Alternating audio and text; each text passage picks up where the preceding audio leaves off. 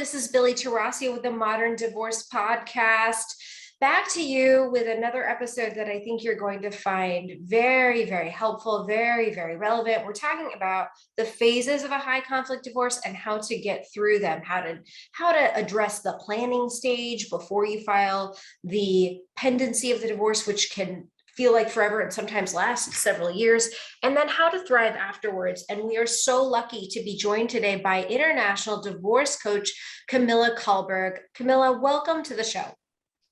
Thank you so much, Billie. I look forward to being your guest on your podcast and sharing what I know to be true. Absolutely. I really appreciate it. So without further ado, tell people what you do, and then let's dive right into how to thrive and how to plan through a high conflict divorce in phase one, which is before you filed. Yeah, I love it. So what I do, I'm a professional coach. I'm an international coach, as you said in the introduction, and I now support men and women going through a divorce. And the reason for that, and then also to the planning of it, I was in that toxic relationship myself, and I had no idea how to plan for divorce. So I actually sat on that. I procrastinated the decision for more than 2 years. I could see my mental and emotional health derooted, and so did my daughter. And at that one point, I just had to come to a crossroad and say no more. And I thought I was the only one.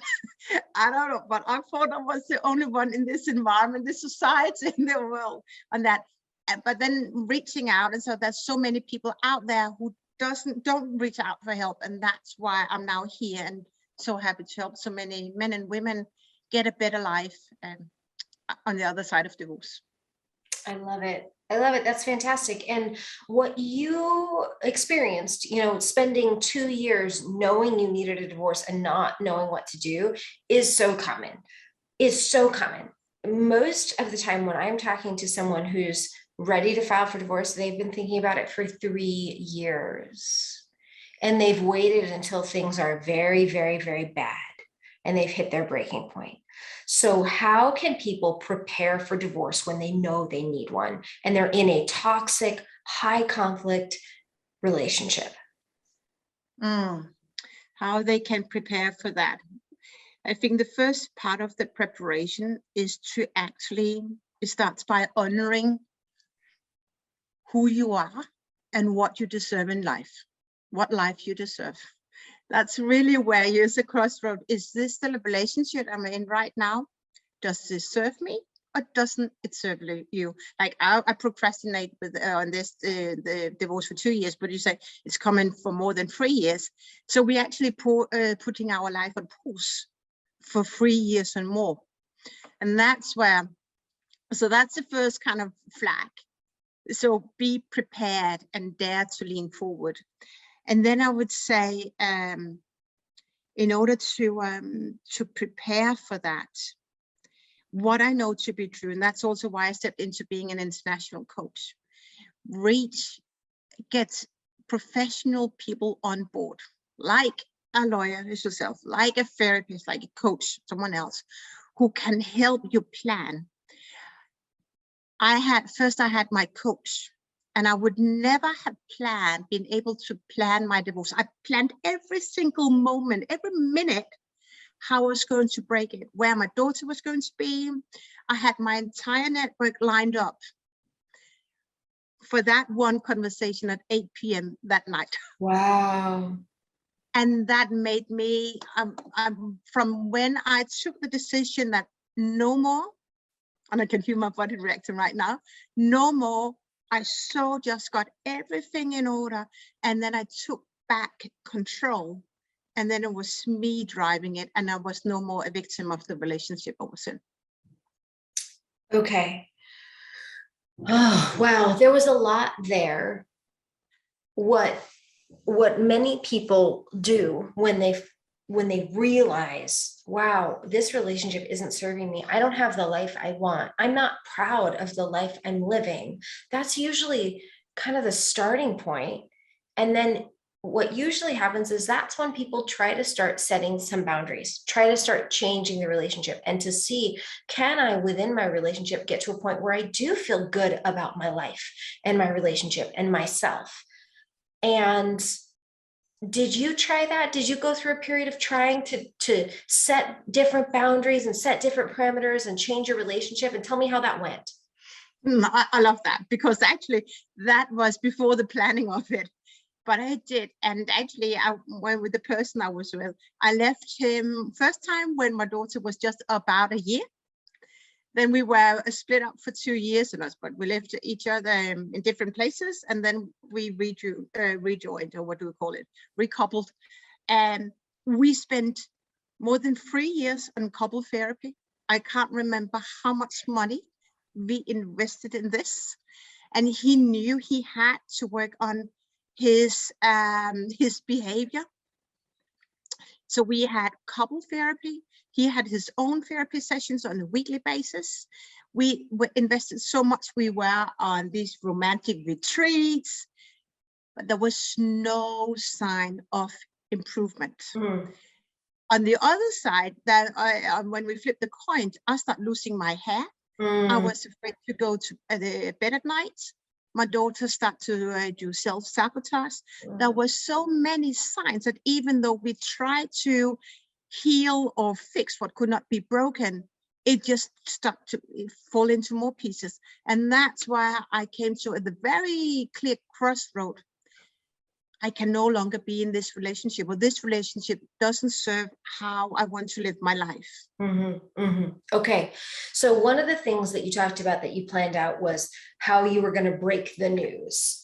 And this is a big deal for people. People really struggle with, and they ask me, should I tell him before we get served? And usually women are the ones filing for divorce, which is why I'm saying him, but it's not always that way. Sometimes men file for divorce and they wonder the same thing. Should I tell her, or should I just have her served? Should you reach out to her? So how did you come to the conclusion that you were going to sit down with him? Okay, actually, it was Easter, and he was doing some painting, and the person he got really, really aggressive. I'm giving him 2 years. And on that Easter, what happened a few months before that was in January, we were called to a meeting in kindergarten, and they told us, so our daughter has had a therapist for a year because she started to react. Nobody had even asked how our family environment was. And we were called to this meeting in kindergarten, and we were told that they were not sure whether she could actually manage to go to this private school, a top boarding school in Copenhagen area, as a day student. And that's why the breaking point where I said, I was crying in the meeting, I said, I know what's going on at home. You don't know, but I know. And so end of January, I very quickly, like 2 days after that meeting, I got a child therapist on board, and we started having sessions with the therapist, actually to help heal our daughter. As we were meeting this therapist on a weekly basis, I used one of those meetings as my opportunity a window of opportunity to break the news. I didn't dare to break the news at home. I was afraid whether he was going to hit me. I was so scared, but I knew I could break the news on these neutral grounds, and I would not be alone. And that's how I planned it in every step, every minute on that specifically. I really like that. And many times when a couple is breaking down, one person will say, can we go to therapy? And the other person will say to me, I don't want to do therapy. I am done. And I will suggest that they do therapy because there's a lot to work out while you're restructuring your relationship if you have children. And having that therapist space and mediator to set some ground rules can be a very useful tool in planning what is our life going to look like post separation. And many times the person who's leaving has to, or ends up in a position where they're saying, listen, I need a break. We need a trial separation for the good of our relationship. And he or she may know that there's very little hope that things are going to work out, but you need a plan. You need a plan for where are we going to live? How are we going to share our children? How are decisions going to be made? So what are some top tips to help people figure that out? Were you able to stay in the same house? That's many questions here, but were we able to stay in the same house? So it was my house, so he had to move out, and I was still saying I'm not sure whether I truly deeply believed it, but I was willing to say if we could do this cola couple fair, like cola, what do you call a cola? I can't even remember what it's called now, but this cola relationship where we're living apart but still being a family. I kind of built that dream so we would have a smoother family environment. Yeah. We stayed together for 3 months, and I would tell you, it was the most terrible 3 months we ever had, in the way that we even went on holiday together, and how he's a person that really can get very, very aggressive and mean. So we experienced, my daughter and I, verbal abuse. And how he became very mean, and it was towards my daughter and me, it was just unbearable. So we shouldn't have done that, but we did it, and that's how it is. I wouldn't suggest anyone else should do it, except at the 3 months window. Like, if you decide to split up, that person or move forward. And we just recently moved house, and it makes such a big change when you get from a toxic environment to a new environment. So I can really just encourage anyone to move, and maybe it's both of you to move, because there's always memories. That's this toxic environment, and it's not good for your energy. I agree with you. I think that I often suggest people like the idea of keeping the family home and having stability for the children. But I think the new start, the fresh start, is almost easier. And also, what you're talking about, that interim period where you're trying to figure out, are we breaking up, are we not, can be the most dangerous and the most toxic. And so many times it would be better to just rip the Band-Aid off. But that is so hard for people to do, because people take vows and they mean them, and they don't want to disrupt their children, and they're afraid. It's not easy. Yeah, I heard such stories as well. I didn't. I was very clear that I had made the decision, and I'm very proud still that it's mommy who's made that decision, that we should not be alone together. The only reason why it took 3 months is that he had to find a new place, and he could only get into his new flat 3 months or 4 months down the road. So I was kind to say, of course, we can stay together, but it's so dangerous because the environment so we were in a verbal abusive environment, and the verbal abuse just became more intense because he was sad, he was angry. And it just really affected my health and the health of our daughter. I could never, and if I may just elaborate on this, we recently moved house, and we moved house because my daughter's well-being was really at a point where I was so concerned about her just a year ago. So therapists suggested that I should move house because of her. And I sat on it, and I put my house on the market, and we moved. And this is not joking. 2 hours after we moved into our new house, and I can feel my body now reacting, she started to change personality. In less than 2 weeks, the school reported how more happier she has become. And she has changed from not being able to say goodbye at school to be able to say goodbye at school in less than 3 weeks. Wow. That's why this is a living experiment I do right now, and I'm documenting. That's why it's so important. And I haven't read no books about this, but I can see how quickly my daughter has become so much happier when lifting her up out of this toxic environment into a completely new environment where she relaxes. Yeah. That it makes a lot of sense. If you are harboring memories that are, I mean, post-traumatic stress disorder is you are exposed to a trauma and that trauma continues to bother you. I mean, essentially, and it interferes with your ability. Once it interferes with your ability to do other things, now you've got PTSD. And so that can be anything for anyone. And if you're living in a house where a child experienced witnessing abuse or experiencing their own trauma, then being in that environment can bring up those triggers again and again, and starting over can relieve that. So it does make a lot of sense. And I guess we're skipping forward, but not necessarily. You can change the environment at any phase, pre-divorce, during the divorce, or after the divorce. And maybe the sooner the better, I guess is what you're saying.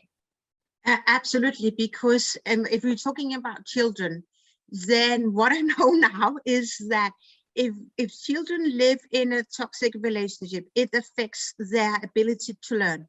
Mm-hmm. And so their windows, right, to grow and become, I don't have the right word here, but well-functioning adults and teens, and with just being with social skills and all that.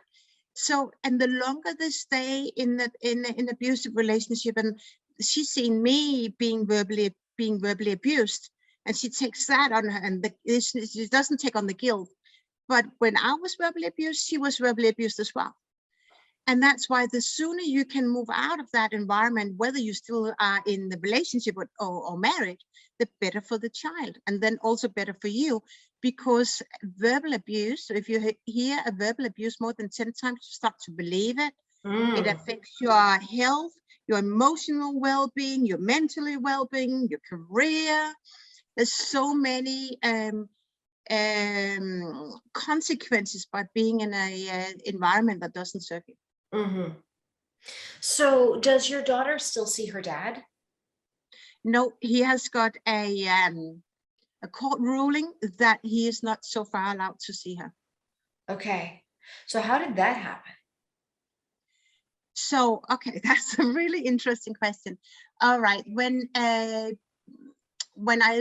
after divorce, her health started to really deroot, and I got more and more concerned about her. And I start to reach out, I scream out for help. And here in Denmark, you have to go to the county. And the county, I file a report, and then obviously that report goes to the dad. And that says, oh, but Camilla, she is just very unstable. You can see she's not a good mom.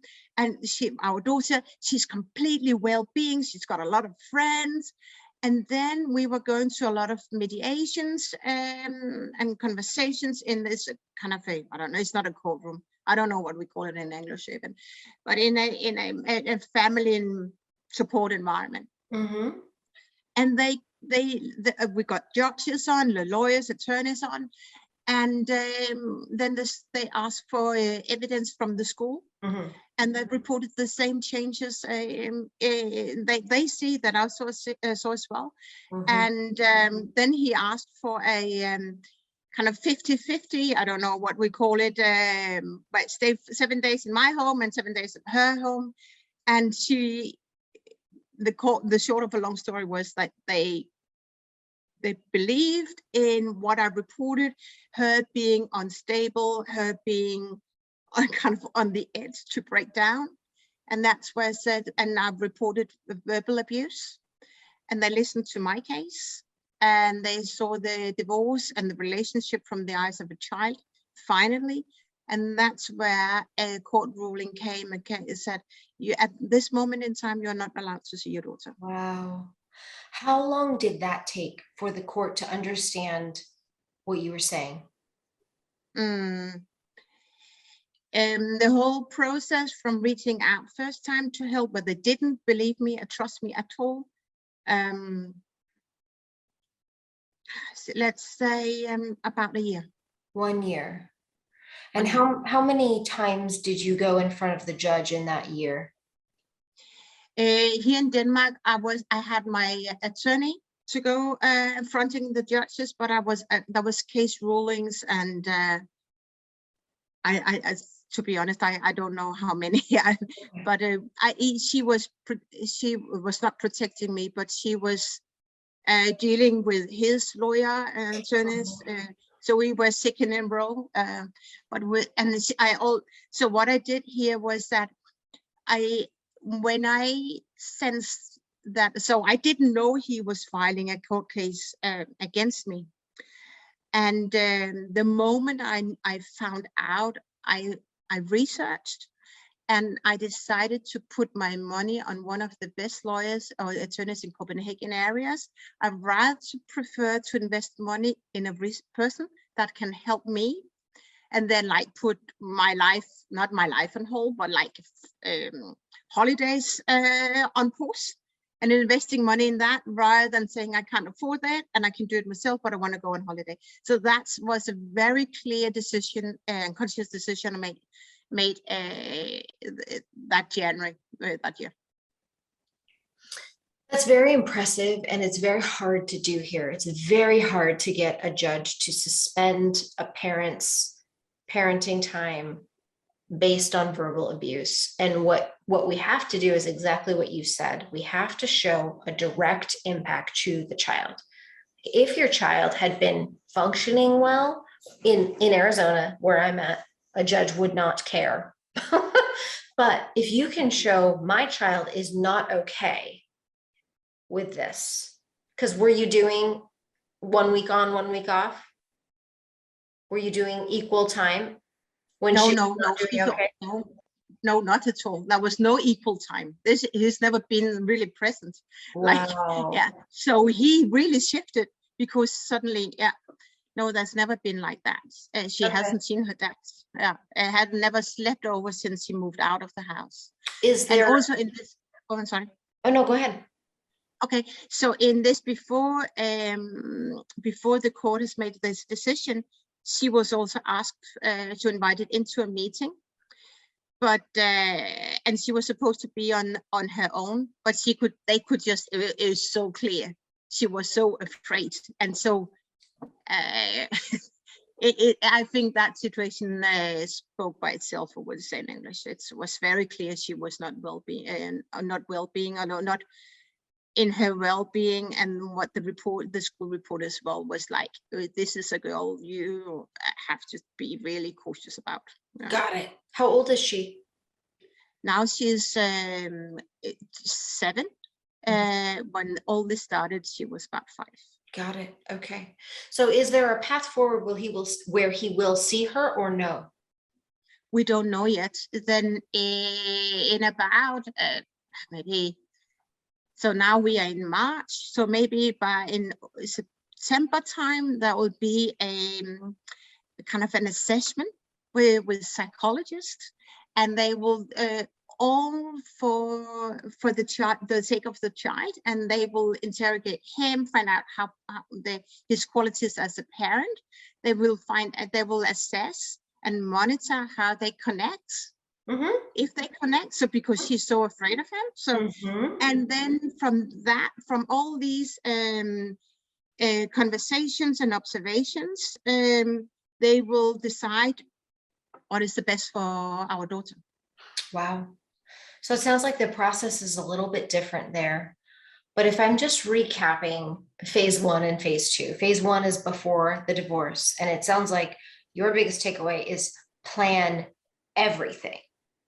Absolutely. Plan everything and make sure that you have professional resources on board, mm-hmm. who you can pull in as team members. Mm-hmm. So I delegate something to you, Billie. I delegate mm-hmm. something to someone else, mm-hmm. with a professional kind of tool belt who you trust will speak your case. Yeah. Gather your advisors, plan your exit, and get physical separation as soon as possible. Those were the big takeaways I heard on before. Now, during, the thing that I heard you say is invest in the very best team you can get, invest in the very best lawyer you can get, and then hand that over. Is that right? Or do you have any other tips for during the divorce? I think my tip is not only the divorce, but also your therapist, a coach, whatever. So because it's also about healing yourself and making sure that you heal your trauma and you find inner peace, so you can also help your children. And so during divorce, I got 2 therapists on board to help my daughter. And I paid it myself, invested in that myself, because he didn't believe in me. But I could see how so that is really, again, the planning, but that was during the divorce phase. And this is really interesting. And what I learned, I really want to share that with your audience. When I was in it, I just witnessed, or I could have witnessed how her well-being deteriorated. And I decided, okay, she needs help. So I asked my insurance company, can you help her? And I bought an insurance package, but that was a kind of a lead time of 6 months, which meant I had to invest in coaching sessions or therapy sessions from my own funds. So here's what I would suggest, I invite your audience to consider. Really, if you have children, the sooner you can buy a insurance package where it includes therapy sessions for your children, the better you are. At least in Denmark, where there's a lead window of 6 months. When you need it, you need it. So put that in the front of the planning, if that makes sense. Yeah, that is a great point. Look at your insurance coverage, see what's covered, and make any changes you can, anticipating a need for more behavioral health support. That is a brilliant tip. Absolutely, and I learned it the back way, right? That's why as a coach, I help my clients to thrive as soon as possible, as fast as possible, and that is a planning I learned the hard way. I also want to say, as a lawyer, when we have therapists and the school, when we have objective parties who are reporting the same thing as our client, it is much, much, much, much easier to have a judge take our concerns seriously.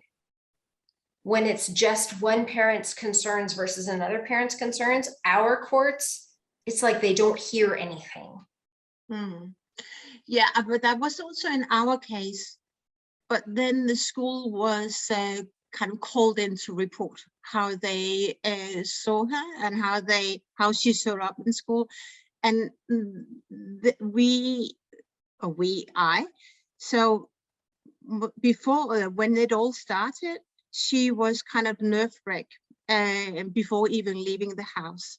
So she was in such a bad state that you had to listen to what the adults around her reported.